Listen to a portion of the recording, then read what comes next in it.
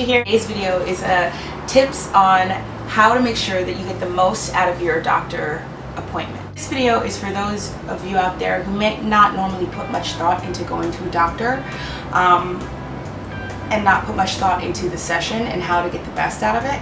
I wanted to share this for a couple of reasons. One, I just think that a lot of times we don't get the kind of medical attention that we need when we see a doctor. I think that that is a very, very sad and scary thing, especially considering that people of color, specifically African American people, tend to have the worst healthcare treatment in general. I think that it's something that should be addressed. Also, I have myself been to a bazillion doctors for a million and one things. I am a dancer, and because of that, I've just had a lot of injuries. I wanted to do this video on the heels of what's coming up for me. I'm basically going to be having surgery in 2 weeks, and it's for my shoulder. I'm going to be in a sling for a while, and so you're going to see me in it and then be like, what the hell happened to you? So I'm sharing now. And then also it made me just think about how many doctors I've been to and just the different degrees of treatment that I've received from the different doctors that I've been to, and just how crazy it is. It can be night and day getting the right amount of medical treatment. So today's video is all about that. Dress casually nice. And the reason for this is because doctors are human beings. They're people. They judge. They do. They are not like beyond that stuff. They're not. I've experienced it firsthand. Doctors make a lot of judgments about people based on a lot of things. How you look, economics. If you're a poor patient, you're not going to get the same treatment as a rich patient. They're going to be more inclined to cater to the rich patient because they fear probably getting sued, and they know that the people they're treating can afford to sue. Let them focus on the fact they need to treat you and not who you are and where you're from. You know, if you're sick and you feel like crap, don't worry about looking nice because you feel like crap. But I'm just saying, if it's something that you can do, then it doesn't hurt.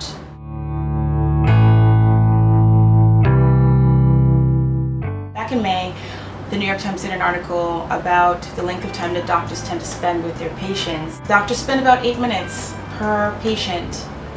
8 minutes. If your doctor comes in and starts asking questions about your personal life that just have to do with like your job and stuff like that, it is to help you feel comfortable so that you can open up to your doctor. That is a wonderful thing, but you don't want that conversation to stretch into the 5-minute, 6-minute mark, because if they only spend 8 minutes with us on average, you are killing precious time. No matter what, throughout your entire session, keep it short, concise, succinct. Get all your points across as quickly and efficiently as possible.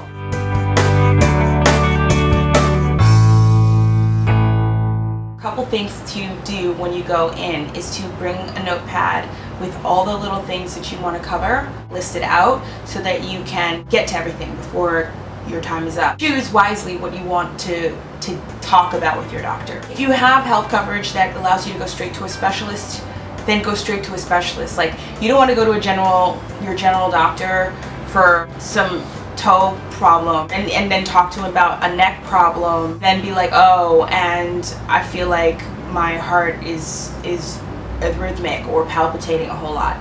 You have to kind of choose what it is that you want him to cover, and you want to talk to a doctor that is going to be the most knowledgeable in relation to the issue that you're having.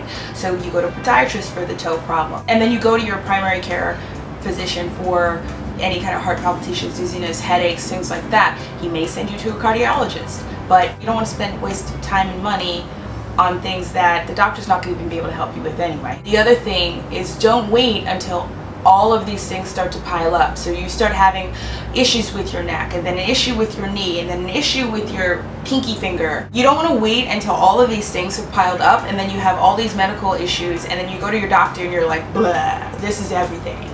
Because they're just going to be like, whoa, what are we working on today? I don't even know what we're focusing on. You're not going to get a really solid care if you dilute the pool that much.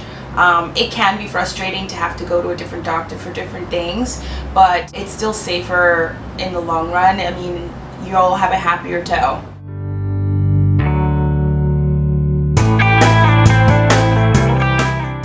When you talk about your symptoms, choose the things that are the most important first. Make sure you list those things first. Like, don't be like, I'm going in for a heart problem issue, and you're telling them about you being lightheaded the whole time. You want to tell the most important things first. So I'm having heart palpitations a lot lately, which I feel like is causing some dizziness and lightheadedness, and I feel like I'm gonna black out all the time, blah blah blah blah blah blah. State that first. Try to be as specific as possible. Try to be as descriptive as possible. You know, if you're having a problem in your knee, just saying that you have pain isn't all that helpful. You want to specify where the pain is coming from. Is it emanating? Is it sharp? Is it burning? Did it feel like popping sensation? Like, you want to be as descriptive as possible so that the doctor can clue in to what it might be. Some of these descriptions are really specific to a specific injury, so you want to really be as clear as you possibly can.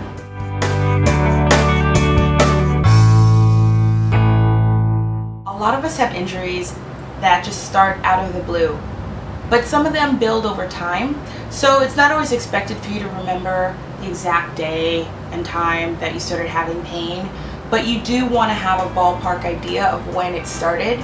So before you go to the doctor, sit down and take a moment to really think about when did it start. If it wasn't a specific event like an accident, then you want to be like, okay, well, I think a couple months ago I started feeling it. When was that exactly? Think about, you know, was it cold out? Was it hot out? How are things going at your job? If you can relate it to something happening around you at the time, sometimes it helps you narrow down the date, the time frame. But you just don't want to be super vague. You don't want to be like, I think it was like 8 months ago and it was weird and then it stopped and then it came back like 2 months ago. They're just going to look at you like, give me an answer, give me a time, like give me an idea. Early February, late February, anything like that is useful.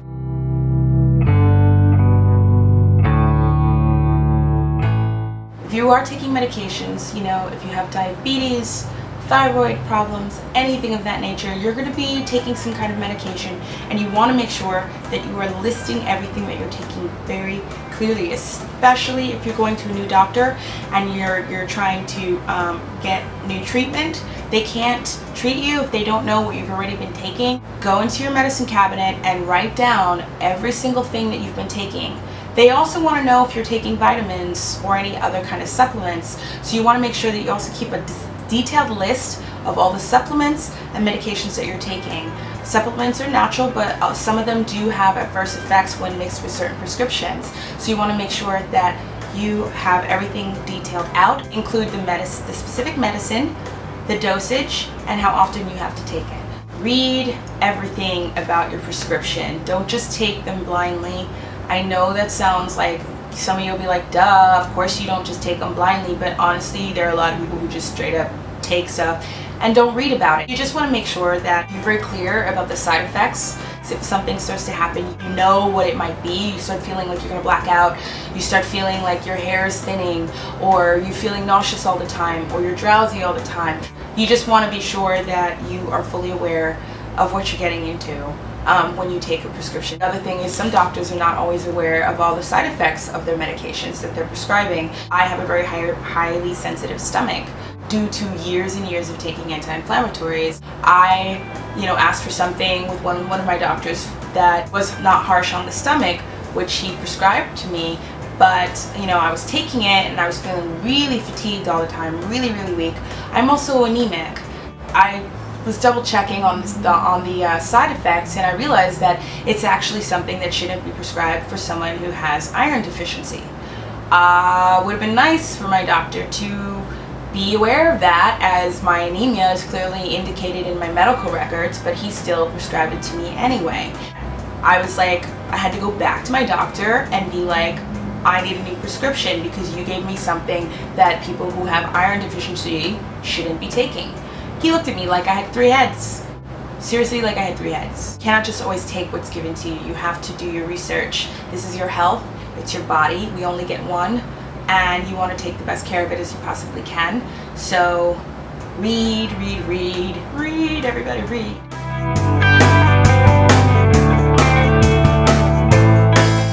When you go in for testing, make sure that you are asking the doctor how long it's going to be for the test to come in, because sometimes they just don't tell you. So then you'll go in for like an x-ray. Well, x-rays are pretty immediate, but if you go in for like a CAT scan or an MRI, and then it's like a month before you get the results, it should not take that long. Usually those results are in between 5 and 7 business days for MRIs, CAT scans, sonograms, all of those things, ultrasounds. I've had all of these things done. If it's more than a week and a half, then I would definitely contact the doctor or contact the imaging center that you went to get the tests done, and just kind of follow up and see what's going on with that.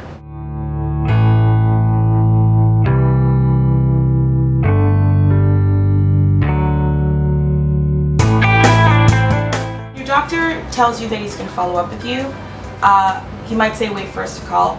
Sometimes they don't call, so you're going to need to call them yourself. Like, now, don't be afraid to just call them. You know, I used to be like, oh, but they said they'd call and I don't want to bother them. Bother them as much as you need to bother them.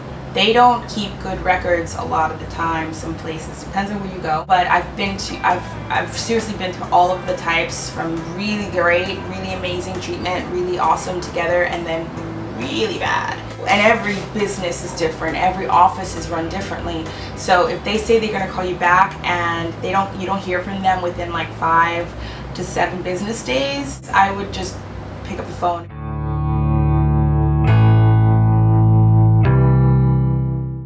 You have a condition, you have an issue, and now it's been established. Something that has to do with surgery, or anything that's kind of invasive, you want to get a second opinion. Doctors are human beings. They make mistakes. They are not perfect. There are good ones, there are bad ones. You always want to be sure that any decision that is being made about your health that's going to be on that scale is, as thorough as humanly possible. I'm going to use myself in this example. My shoulder's been being treated for about a year.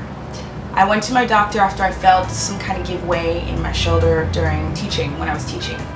Now, he was immediately like, we should do surgery.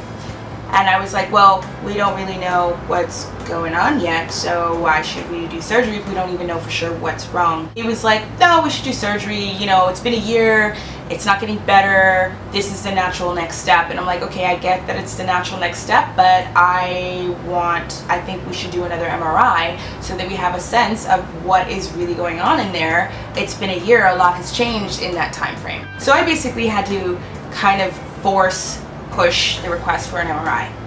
I got the MRI, and voila, it showed that I had a tear. Now, because the doctor was so gung-ho to cut me open without even knowing what was up, I was a little like, I'm a little uncomfortable with you now, because you just seem a little too happy about getting in that surgery.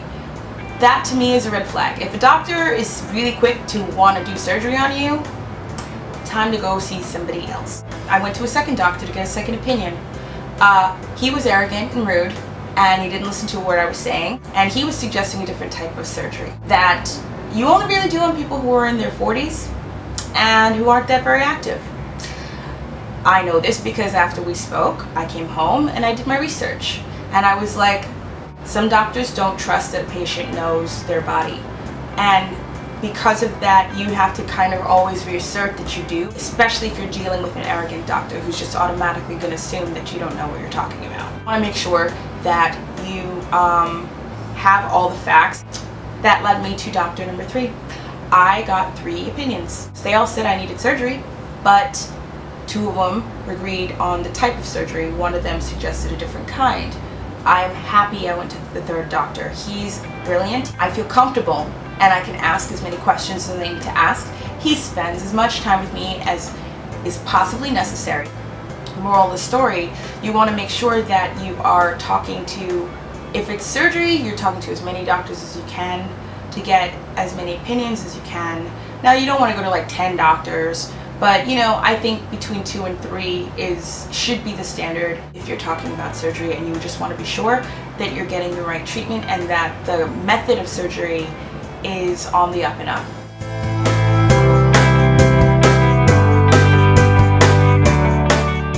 Don't be afraid to get a second opinion.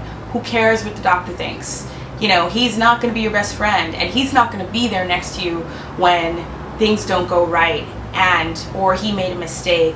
He's not going to be there to take care of you and to make sure that you're okay. You always want to make sure that you're putting yourself first. Don't be afraid to speak your mind and be honest and demand your treatment. You don't want to be crazy nasty to your doctor. You're not going to get, that won't end you in a good place either. But you've got to kind of toe the line between being kind of forceful and polite at the same time. But don't be afraid to be a little forceful if you need to be. I could probably go on for days about this stuff. Just want to share the experiences that I've had and what's helped me get better treatment, and I hope that it's informative for you guys. And you know, my channel's still going to be running. I'm still going to be posting stuff. It's going to be a little harder for me, but I will be here as much as I can be. And we'll see how it goes. I'll try to post at least every 2 weeks, hopefully. And you know, if you have any thoughts about your experiences in terms of going to the doctor's office, please share them below. That's pretty much it, you guys. Thank you so much for watching. I hope it's been helpful. I'll see you next time. Bye.